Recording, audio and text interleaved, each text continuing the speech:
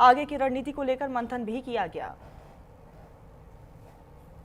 खबरों में आगे बढ़ते जयपुर में सीजेपी नेताओं पर हमला हुआ है और इस पूरे मामले में एफआईआर दोनों पक्षों ने एक दूसरे पर किया है और जयपुर ग्रामीणों के एक समूह ने हमला किया था। सीजेपी पर जबरन गांव में घुसने का आरोप लगा है, तो दोनों पक्षों ने एक दूसरे पर मुकदमा दर्ज करवाया है और यहाँ पर कॉकरोच जनता पार्टी की तरफ से कार्यकर्ता और कई लीडर्स जो है स्कूल की स्थिति को देखने के लिए पहुंचे हुए थे, जहां उन पर अटैक हुआ है।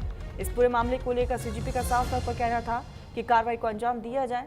शिक्षा मंत्री पर भी कई गंभीर आरोप लगाए गए थे, साथ ही बीजेपी पर भी सीजेपी ने हमला किया है। फिलहाल दोनों पक्षों की तरफ से मुकदमा दर्ज कर लिया गया है और इस पूरे मामले को लेकर अब आगे जांच पड़ताल की जा रही है। तो सीजेपी की टीम पर हमला हुआ, जिसको लेकर बार बार कॉकरोच जनता पार्टी की तरफ से कहा जा रहा था कि जल्द ही इस पूरे मामले को लेकर मुकदमा दर्ज हो और अब दोनों ही पक्षों की तरफ से मुकदमा दर्ज हो चुका है। दोनों पक्षों ने लिखित में अपनी शिकायत दी है। तो जयपुर ग्रामीणों ने एक समूह ने हमला किया था। फिलहाल अज्ञात के खिलाफ भी मुकदमा दर्ज किया गया और इस पूरे मामले को लेकर अब जांच पड़ताल शुरू कर दी गई है।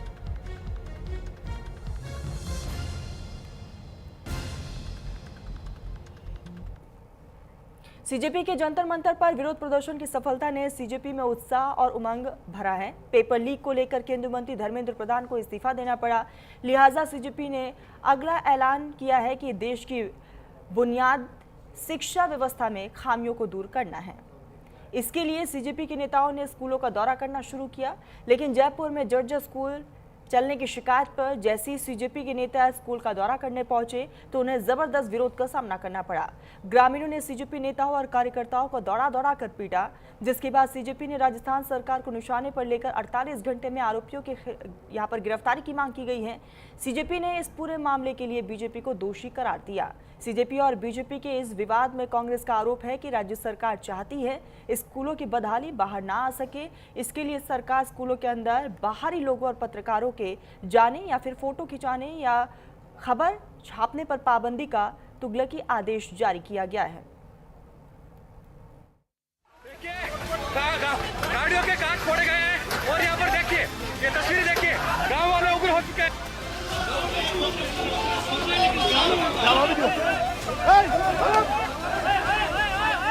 तस्वीरें जयपुर के बगरू इलाके के कंवरपुरा गांव की हैं, जहां जर्जर प्राथमिक स्कूल का निरीक्षण करने पहुंची सीजेपी की टीम को ग्रामीणों ने दौड़ा दौड़ा कर पीटा।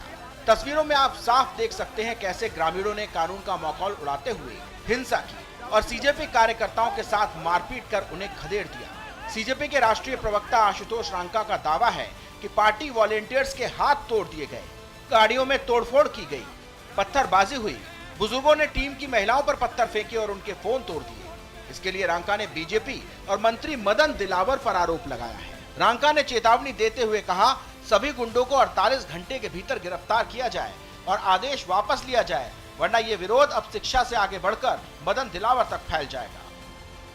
आज पूरे देश ने भाजपा की गुंडागर्दी लाइव देखी है। पुलिस को पता था वहां पर पत्थरबाजी पहले से हो रही थी, फिर भी पुलिस ने हाथ खड़े कर दिए। पुलिस ने बोला कि हम कुछ नहीं करेंगे, आपका मैटर है। ये सब कुछ मदन दिलावर के कहने पर हुआ है। हमारे वॉलेंटियर्स के हाथ तोड़े गए हैं, ट्यूब में ये लोग पत्थर निकाल कर बैठे थे। गाड़ियों के शीशे आप देख सकते हैं, गाड़ियों के शीशे फोड़े गए हैं, पत्थरबाजी हुई है। हमारी महिलाओं पे बुजुर्गों ने पत्थर मारे हैं, उनसे गुंडागर्दी की है, उनके फोन तोड़े, हमारे वॉलेंटियर्स के हाथ तोड़े गए हैं। पूरी तरह से ये सुनियोजित था, ये मदन दिलावर के कहने पर हुआ है। 48 घंटे का समय दे रहे हैं, ये सारे गुंडे अरेस्ट होने चाहिए और आप ऑर्डर विड्रॉ कीजिए, नहीं तो अब ये आंदोलन शिक्षा से बढ़कर मदन दिलावर पे जाएगा। 48 घंटे का समय है, हम तुम्हारी गुंडागर्दी से डरने वाले लोग नहीं है। शर्म आनी चाहिए तुम लोगों को। भैंसों के तबेले में स्कूल चल रहा है। 1 साल पहले भी मैं इस स्कूल जाके आया था, तब भी ये स्कूल भैंसों के तबेले में था और आज भी भैंसों के तबेले में है। हम स्कूल ठीक कराना चाह रहे हैं, लेकिन तुमने जिस तरह की गुंडागर्दी की है, तुम्हें शर्म आनी चाहिए। अभी हमने थोड़ी देर पहले देखा कि कैसे आशु और उनकी टीम को बीजेपी के गुंडों ने मारा और पीटा। और ये गुंडागर्दी क्यों हुई? क्योंकि एक भैंस के तबेले में बच्चों को पढ़ाया जा रहा था, जिसका एक्सपोज आज आशु करने वाला था। तो मैं ये कहना चाहता हूँ कि अगर 48 आवर्स के अंदर उस स्कूल को ठीक कराने का काम शुरू नहीं किया जाता है, उन गुंडों को अरेस्ट नहीं किया जाता है, तो मैं खुद जयपुर आऊँगा और स्कूल के सामने बैठा रहूँगा जब तक स्कूल को ठीक कराने का काम शुरू नहीं किया जाता है। रांका के आरोप और दावे पर राजस्थान के शिक्षा मंत्री मदन दिलावर ने पलटवार करते हुए कहा, विद्यालय में जाकर व्यवधान पैदा करना ठीक नहीं है।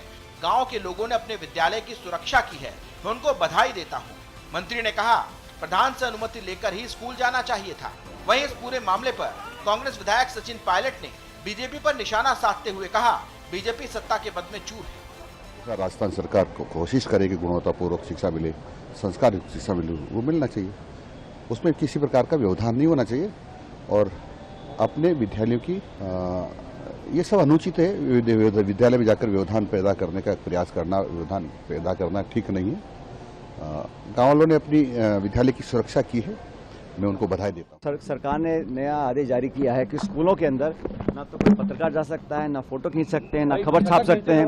वो चाहते हैं कि हमारी नाकामी को छुपी रहे और जो बदहाली है स्कूलों में व्यवस्था है, बिल्डिंग जर्जर हो चुकी है, इतने बच्चों की मौत हो चुकी है और स्थिति बहुत गंभीर है। बजाय उसको कदम उठाकर सही करने के ये सरकार ऐसे आदेश जारी करी, फरमान जारी किया है, तुगलकी फरमान है और सरकार को वापस लेना पड़ेगा क्योंकि ये सही दिशा नहीं है हमारे लोकतंत्र के लिए कि आप ना स्कूल में जा सकते बिना परमिशन के, ना फोटो खींच सकते। वो लोग खबर दबाना और लोकतंत्र और जो आज़ादी है उसको नष्ट करना चाहती है सरकार। सीजेपी और सरकार के मंत्री जहां आमने सामने हैं, तो वहीं मामले में गांव के लोगों का दावा कुछ और ही कहानी कह रहा है। सीजेपी के हमले के दौरान मौजूद एक ग्रामीण ने दावा किया कि वे अपने साथ 200-250 लोगों को लेकर आए थे। हमने उन्हें मारा पीटा नहीं, हमने उनसे शांति से बात की। हमने नहीं किया, उन्होंने सरियारी लेके आए सारे, कम से कम 200-250 आदमी आए। हमने मारपीट नहीं की उनके साथ में। उनकी गाड़ी हमने नहीं, बिल्कुल नहीं। पहले प्रेम से समझाए थे पर उन्होंने दिए, जब उन खुद ने शीशे तोड़ के ले गए गाड़ियों के।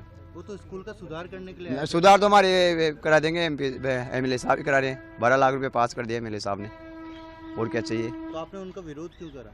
विरोध हम दूसरी पार्टी को, कांग्रेस और बीजेपी के खिलाफ किसी को नहीं दस नहीं देंगे। यहाँ पर हम पूरा ही गाँव हमारा कांग्रेस और बीजेपी है, टेढ़ से, बस यही बात है। और उन्होंने तो आके लोगों, हमारे लोग तो अभी बाहर नहीं निकली है, सब अंदर बढ़ रही है डर की मारी। शिक्षा मंत्री ने सीजेपी को नसीहत दी है कि उन्हें स्कूल जाना है तो इसकी एक प्रक्रिया है। ग्रामीण कह रहे हैं उन्होंने कोई मारपीट नहीं की, लेकिन मंत्री ये तो जरूर कह रहे हैं कि स्कूल की सुरक्षा करने के लिए ग्रामीणों को बधाई। ऐसे में सवाल ये कि क्या सीजेपी का खुद ही गाड़ियां तोड़ने का आरोप सच्चा है? क्या सीजेपी पर हमले की तस्वीरें झूठी हैं? राजस्थान में आज कांग्रेस जनता पार्टी के कार्यकर्ताओं के साथ मारपीट का एक वीडियो आया, उसके बाद पूरे देश भर में चर्चा का विषय बन गया। दरअसल राजस्थान में सरकारी स्कूलों की बदहाली और जर्जर अवस्था को दिखाने के लिए कांग्रेस जनता पार्टी के कार्यकर्ताओं की एक मंडली वहां पहुंची और जयपुर से महज 20 किलोमीटर दूर बगरू में ये स्कूल स्थित था। आपको बता दें कि राजस्थान में महज ये एक स्कूल नहीं है और न जाने कितने ऐसे स्कूल हैं जिनकी हालात बद से बदतर हो चले हैं। राजस्थान सरकार ने पिछले 2.5 से 3 साल के भीतर में कोई नए स्कूल नहीं बनाए और जो जर्जर अवस्था में स्कूल थे, झालावाड़ हादसे के बाद से भी सरकार ने सुध नहीं ली और जो स्थिति स्कूलों की आपने देखी अब तक वीडियो और फोटोज में, वैसी स्थितियां राजस्थान के अनगिनत स्कूल में है। कांग्रेस जनता पार्टी का जो प्रदर्शन शुरू हुआ दरअसल अलवर से शुरू हुआ था। अलवर में एक राजकीय विद्यालय की तस्वीर जो कांग्रेस जनता पार्टी के सह संयोजक है आशुतोष राका ने दिखाई थी। आशुतोष राका अपनी टीम के साथ लगातार राजस्थान में अलग अलग जगह जाने का आह्वान कर चुके थे। स्कूलों की बदहाली की हालत दिखाने के साथ ही शिक्षा मंत्री को चेतावनी दे चुके थे, लेकिन राजस्थान सरकार ने उनके इस एक्शन से पहले एक बड़ा फरमान जारी किया। उस फरमान में साफ तौर पर कहा गया कि राजस्थान के सरकारी विद्यालयों के अंदर किसी भी तरह के बाहरी व्यक्ति पर रोक रहेगी, यहां तक कि मीडिया कवरेज भी नहीं होगी। तो राजस्थान सरकार के लिए एक बड़ी मुश्किल और एक चुनौती सीजेपी बन चुकी है, क्योंकि एक और कांग्रेस उन्हें हर जगह पर, हर मोर्चे पर घेरती हुई नजर आई है। कहीं ना कहीं अब कांग्रेस जनता पार्टी राजस्थान सरकार और यहाँ के मंत्रियों के लिए एक बड़ी मुश्किल खड़ी कर सकते हैं। कैमरा पर्सन नरेश के साथ कुलदीप। खबरों का सिलसिला आगे भी जारी रहेगा, बनी रहिएगा न्यूज़ इंडिया के साथ।